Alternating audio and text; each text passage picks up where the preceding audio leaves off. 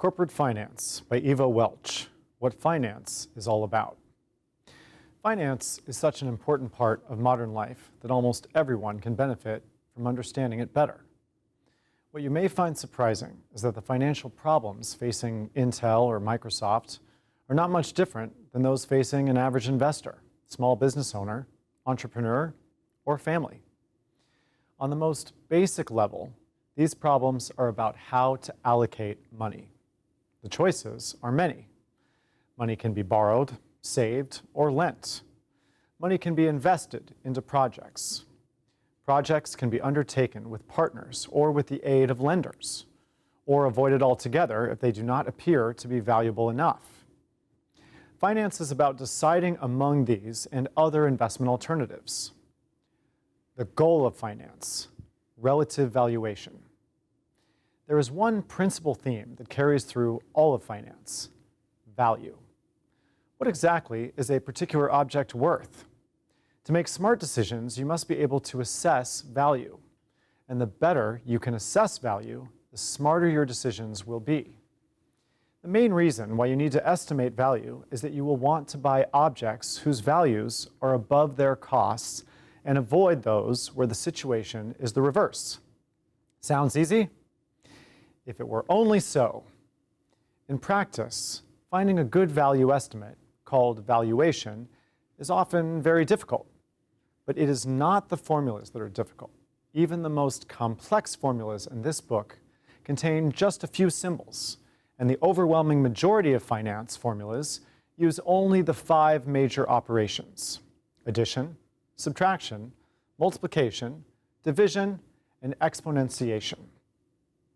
Admittedly, even if the formulas themselves are not sophisticated, there are a lot of them, and they have an intuitive economic meaning that requires experience to grasp. But if you manage to pass high school algebra and physics, and if you are motivated, you will be able to handle the math. Math is not the real difficulty in valuation. Instead, it is problems in the real world where the challenging difficulties lie, beyond finance theory. You will often have to figure out how you should judge the future, whether your gizmo will be a hit or a bust, whether the economy will enter a recession or not, where you will find product markets, how you should advertise, how interest rates or the stock market will move, and so on. This book will tell you what you should forecast and how you should use your forecasts in the best way. But it will mostly remain up to you to make these forecasts. Putting a more positive spin on this, if forecasts and valuation were easy, someone could program a computer to take over this job. But this will never happen.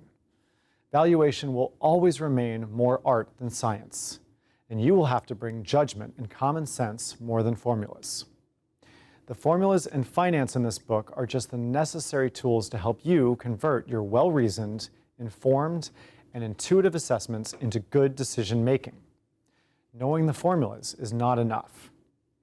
The law of one price. So how do you assess value? Most of finance, and thus most of this book, is based on the law of one price. It states that 2 identical items should cost the same. Otherwise, why would anyone ever buy the more expensive item? But step back for a moment. This means that value in finance is defined only in relative terms. The reason is that we find it easier to determine whether an object is worth more or less than equivalent alternatives than we find it to put an absolute value on the object.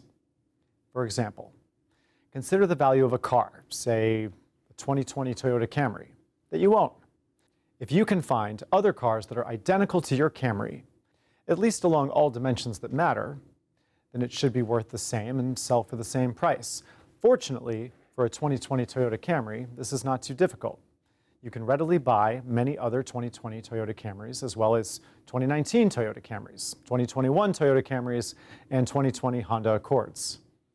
If there are 10 other exact equivalents on the same block for sale, then your valuation task is outright trivial. What happens if you make a mistake in valuing your Camry? What happens if you make a mistake in valuing your Camry? If you put too low a value on your car, you would sell it too cheaply.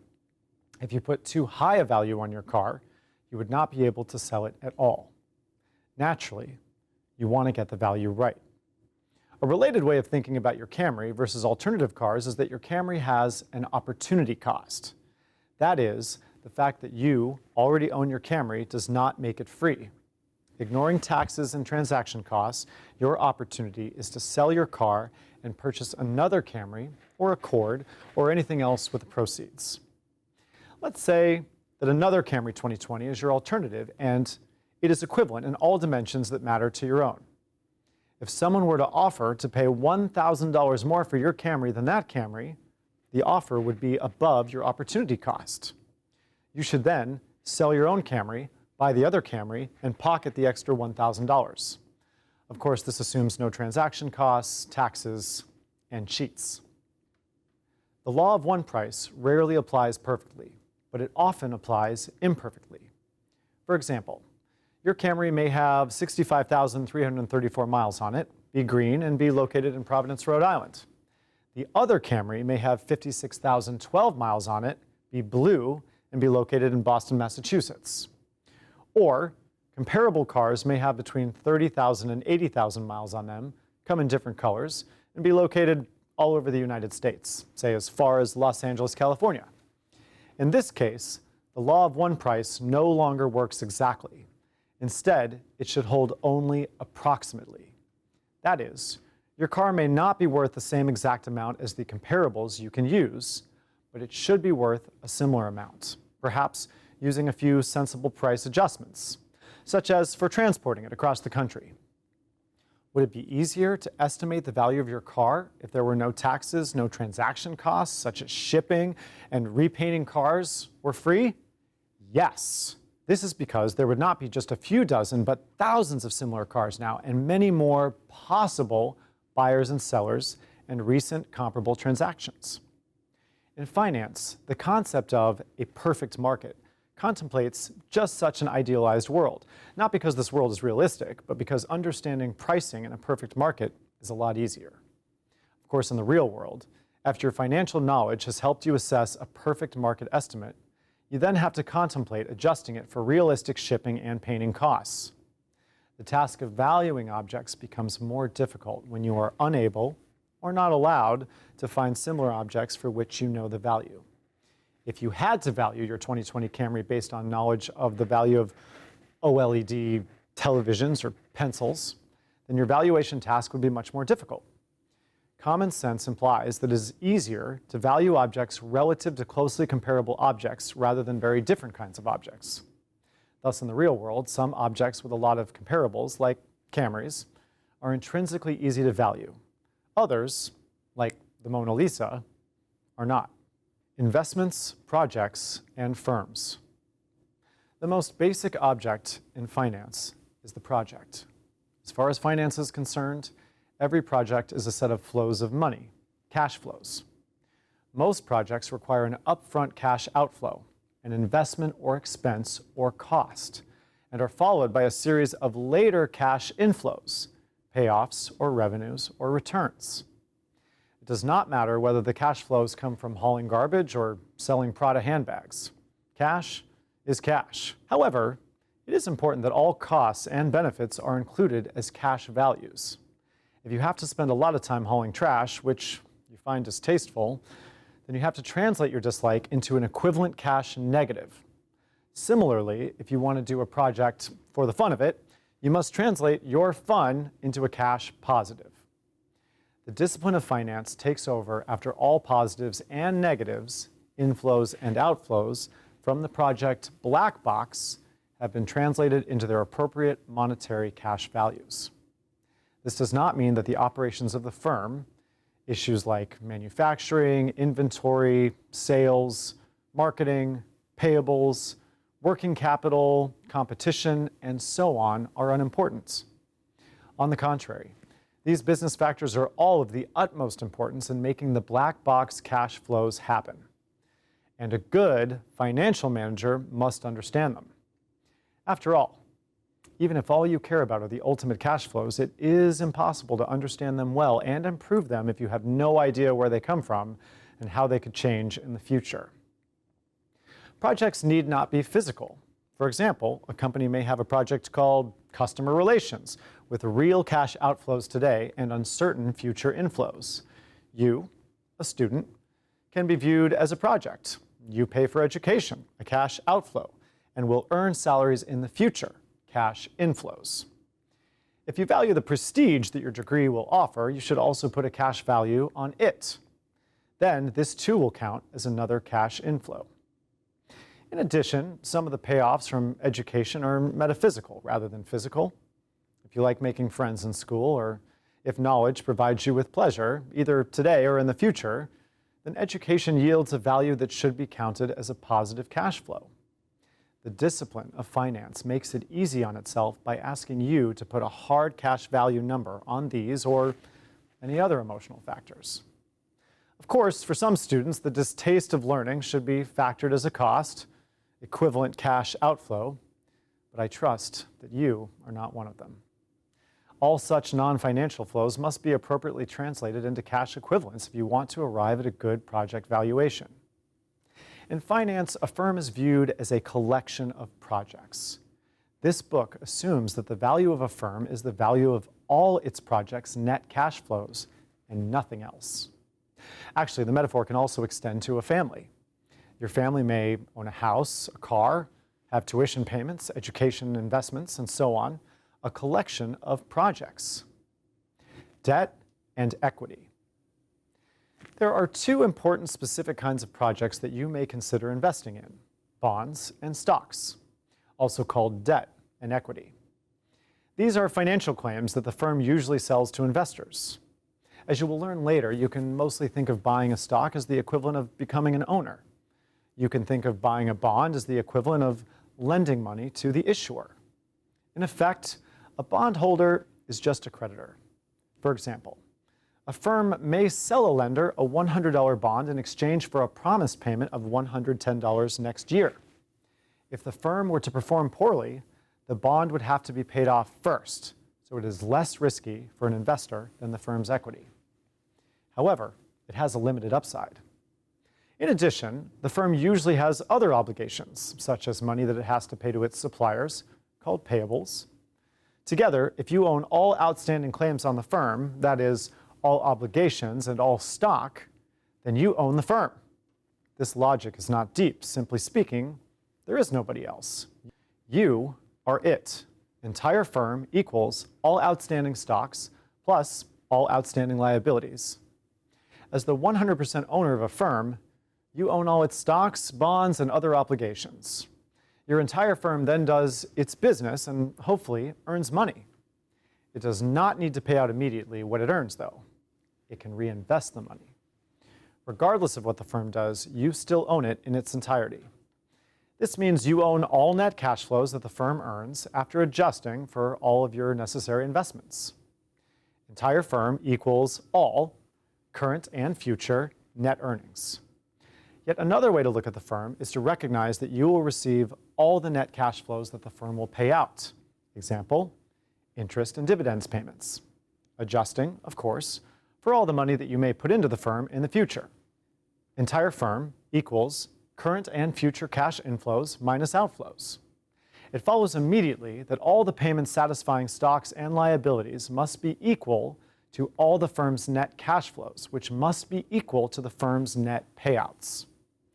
All of these equalities really just state the same thing.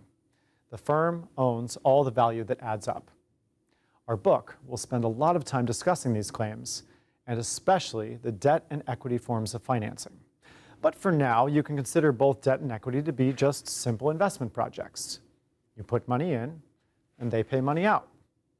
For many stock and bond investments that you can buy and sell in public financial markets, like the New York Stock Exchange, it is reasonable to assume that most investors enjoy very few, if any, non-cash-based benefits, such as emotional attachment. Investments and corporate finance. So what is the difference between the two main introductory finance courses, one called corporate finance, the other investments? The first is primarily about the supply of assets to the financial markets. It is about firms who want to obtain funds from the financial markets and therefore issue claims. The second is primarily about the demand for assets by the financial markets. It is about investors who want to decide how to allocate their money across many potential opportunities. The two are closely related. Firms want to know what investors like when they think about what claims they can sell. And investors want to know what firms make good investments to add to their portfolios. Thus, the two courses have a fair amount of overlap. In the end, you will need to understand both sides. The order matters little. Firms versus individuals. This book is teaching fairly universal concepts that happen also to apply to firms. In particular, if you're reading this book, your goal will be to learn how you should determine projects' values, given appropriate cash flows. What is your best tool? The law of one price, of course. The same logic that applies to your Camry applies to corporate projects in the real world. Many have close comparables that make such relative valuation feasible. For example, say you want to put a value on building a new factory in Rhode Island. You have many alternatives. You could look at the values of similar existing or potential factories in Massachusetts, or you could look at the values of similar factories in Mexico. Or you could look at how much it would cost just to buy the net output of the factory from another company. Or you could determine how much money you could earn if you invested your money instead in the bank or the stock market. If you understand how to estimate your factory's value relative to your other opportunities, and then know whether you should build it or not. But not all projects are easy to value in relative terms. For example, what would be the value of building a tunnel across the Atlantic, of controlling global warming, or of terraforming Mars to make it habitable for humans? There are no easy alternative objects to compare such projects to, so any valuation would inevitably be haphazard. This may not necessarily apply to the cost, though. If a corporation can determine the value of projects, then it can determine whether it should take or pass on them. In the first part of this book, where we assume that the world is perfect, which will be explained in a moment, you will learn that projects have a unique value and firms should take all projects that add value in an absolute sense. Later on, you will learn about a more realistic world in which projects can have values that are different for some owners than for others. In this case, you must take your specific situation into account when deciding whether you should take or leave projects. An interesting aspect of corporate decision-making is that the owners are often not the managers. Instead, the managers are hired professionals. For a publicly traded corporation that may have millions of shareholder owners, even the decision to hire managers is de facto no longer made by the owners, but by their representatives and other hired managers. Unfortunately, it is just not feasible for managers simply to ask all the owners what they want. Therefore, one of the basic premises of finance is that owners expect their managers to maximize the value of the firm. You will learn that in a perfect world, managers always know how to do this. However, in the real world that we live in, this can sometimes be difficult. How should a manager decide on projects if some owners like investing in cigarettes, yet others want to dedicate the firm to fighting global warming or discrimination? Yet others believe that the firm has great opportunities in joining the Tesla bandwagon. Yet others believe the firm should build warships. Yet others believe the firm should just put all the money into the bank. And yet others believe the firm should return all of their money to them. These are among the more intriguing problems that this book covers. The need for managers to decide on appropriate objectives also raises some interesting ethical concerns, most of which are beyond the scope of this book. But let me mention one anyway. As I just noted, the standard view is that corporations are set up to maximize the wealth of their owners. It is the government's job to create rules that constrain corporations to do so only within ethically appropriate boundaries. Thus, some will argue that it is the role of public institutions to pass laws that reduce the sale of products that kill. Example, cigarettes or fossil fuels. Not the role of the corporation to abstain from selling them. If nothing else, they argue, if your corporation does not sell them, someone else almost surely will. You can see this as a framework to help you understand corporations, not a normative opinion on what the moral obligations of companies should be. Nevertheless, it is also a view that many people, and especially many economists, have since adopted as their normative perspective. Perhaps wrongly so. As if selling harmful products were not a complex enough dilemma, Consider that laws are often passed by legislators who receive donations from tobacco corporations. Indeed, public institutions are intentionally set up to facilitate such two-way communications.